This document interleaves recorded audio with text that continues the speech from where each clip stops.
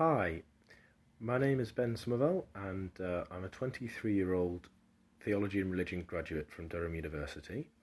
I just finished at St Chad's College, and I'm going to be moving on to become an Anglican ordinand from the end of September this year in the Church of England at Ridley Hall in Cambridge to study a postgraduate Master of Arts course in Theology, Mission and Ministry. It's the Common Awards degree that's accredited by Durham University, as it happens.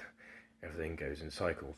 Anyway, I thought I would start this series of videos on autism and Christian theology and also ecclesiology. It's an up-and-coming and trending, as it were, field in academic theology in certain departments across the UK, especially those particularly well-versed in disability theology, such as the institutes at Glasgow, Aberdeen and Belfast, particularly Aberdeen, where they have the Centre for the Study of Autistic Community and Theology.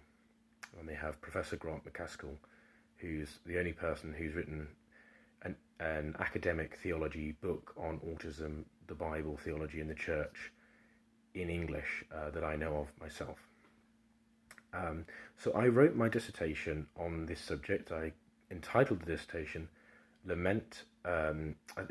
dissertation Sorrowful Yet Always Rejoicing, which is a quotation from 2 Corinthians chapter 6, and then I had a colon, and the second fragment of the title was Lament as a Christian Response to the Sufferings Adults with High-Functioning Autism Face. So personally, I'm particularly interested in high-functioning autism in adult males, specifically adult Christian males, and I really wanted to zoom in there because I thought it had been neglected in disability theology, but also in academic psychology and in the media. The general picture that the mainstream media, to use a shorthand form or term, provides us with is that there's a that the only people with autism are people who can't move or speak and are under the age of 5, and that you suddenly miraculously lose your autism like shedding a layer of skin when you become 10 or 18 or whatever. And I think that's a really dangerous and damaging image to put out of autism, because it is a much more deeper, more profound and pervasive condition than that. And we kid ourselves if we try and think otherwise. As you probably would have guessed by now, I myself have been diagnosed with level 1 autism, what used to be called high-functioning autism or Asperger's syndrome. So I'm partly speaking from personal experience here, and the methodology of my dissertation was essentially that I didn't do any anthropological primary research on my own, interviews or surveys or things like that.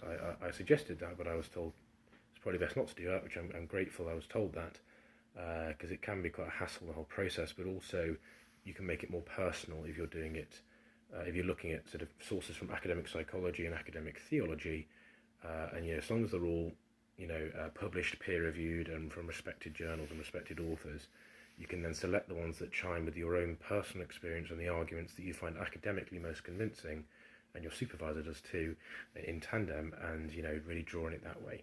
Others, such as Erin Burnett, have done a more sort of primary research, anthropological focus, and also Olivia Bustian, who wrote a very good piece called, I think it was called Autism and Christianity, an Ethnographic Intervention, for Oxford University Press Academic Journal.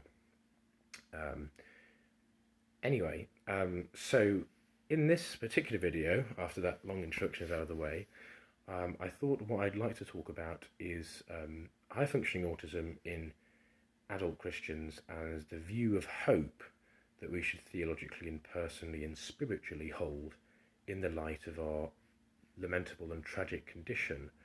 Not that it's necessarily tragic because of the condition in its own terms, or even because of the deficiencies and disadvantages the condition inherently and inevitably entails, but rather because of that plus, so the condition and its deficiencies plus the world in which we've been plonked down as existent human beings.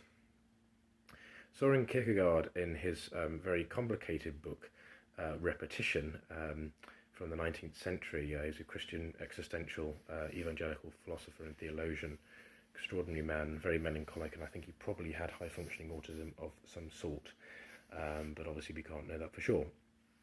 He wrote this passage in a book called Repetition, where he says, how did I come to be in the world? Why was I born?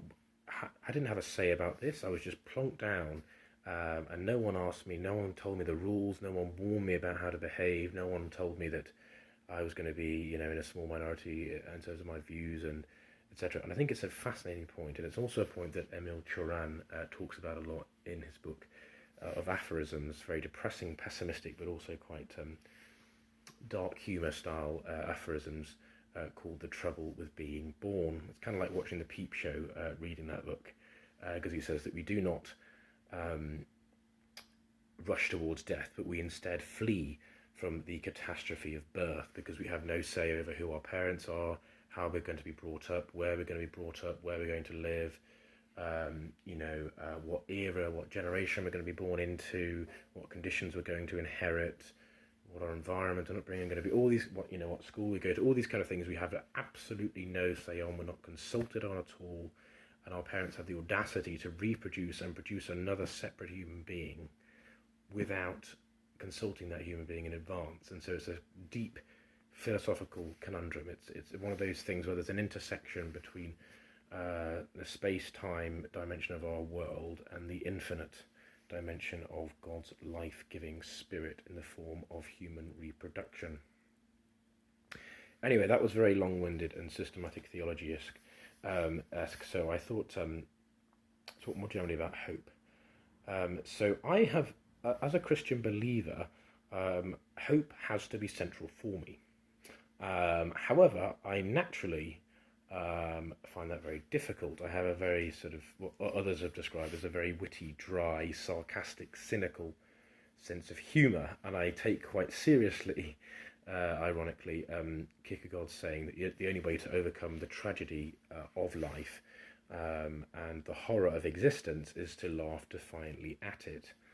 And so I very much take that approach, and that you have to laugh at everything, including yourself, and everyone, including yourself, and principally yourself, because that's the way that you get on with life. You realise how stupid you are and how futile it is to try and pretend you're important when really you're a drop in the ocean, but a unique, God-given drop in the ocean. So anyway, so I wanted to have I want to have a deep, authentic, realistic, long-term, secure, rooted, eschatological and certain form of hope, and I want to talk about that.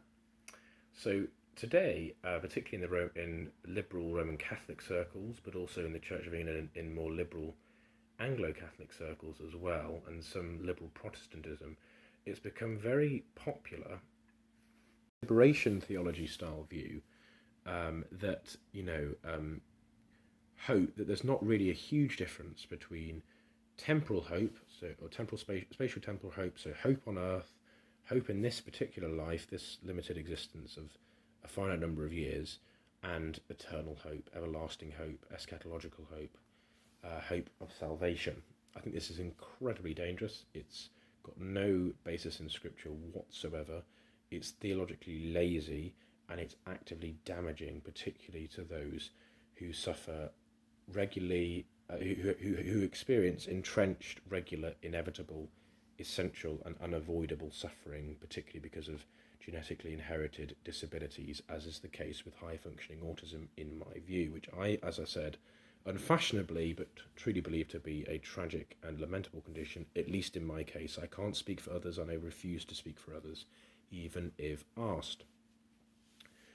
So I was sort of following on from that, I was thinking, if I'm to critique that particular form of hope, is there any room for any sort of temporal hope at all? And I would say no, myself, and that sounds very depressing and silly, but I think it's very true, because otherwise you just fall into the futile and depletive, detrimental trap of a misleading trap of having empty platitudes and silly, shallow, vain, futile hope, which is not just neutral. It's not just that it doesn't provide any benefit. It's that it actively harms and gives false hope and lets people down. So I think we should have eternal optimism and eternal hope, as Peter Hitchens, the columnist, once put it, but temporal pessimism, or at least temporal neutrality in this area. We should, let's put it this way, we should have eternal, eschatological, everlasting hope, hope in our salvation, hope in God's redemption, hope in God's rescue of our suffering in the future. But we should not have temporal hope, spatial hope, hope on earth. We should have temporal perseverance, temporal resilience, but not temporal hope. So I think there is a fusion between this earthly life and the next one, as Hans von Balthasar has astutely pointed out. We plant the seed of human earthly existence in the field of eternal life, and we wait for it to spring up. So the two existences are not entirely separate. The two are one. Eternity is revealed time, and time is concealed eternity. One is a shadow of the other, and the other one is a revelation of the other in its fullest form. So I totally accept that. But because of our very limited perspective, because of the finitude and limitations of the world, because of the fallenness of human beings and the brokenness of the world, all of that means that it's dangerous for us to try and think up or imagine or create or innovate some sort of notion of temporal hope as separate from, but also very important, but as separate from eternal divine hope. May there be a way of having a form of temporal hope which is very closely and intimately linked to eternal hope. I don't know. I think it would be very difficult. But anyway, so those are my thoughts on hope, Christianity, autism, theology, and the church. And I hope they were interesting or helpful. Do feel free to put any comments in the section below. Please subscribe. And give us a like if you enjoyed the video. Also, feel free to contact me personally about this. If I'm willing to have calls and conversations, email exchanges, to meet people. I'm really interested in all this kind of area. I'm hoping to do further research both at master's level but also at PhD, God willing, and if all my conditions are met for those things. So my email address is Ben Somervell. It's an odd spelling. It's SOMERVELL @hotmail.co.uk. Peace and blessings. Thank you very much for watching. Hope you enjoyed it, found it interesting. Thank you.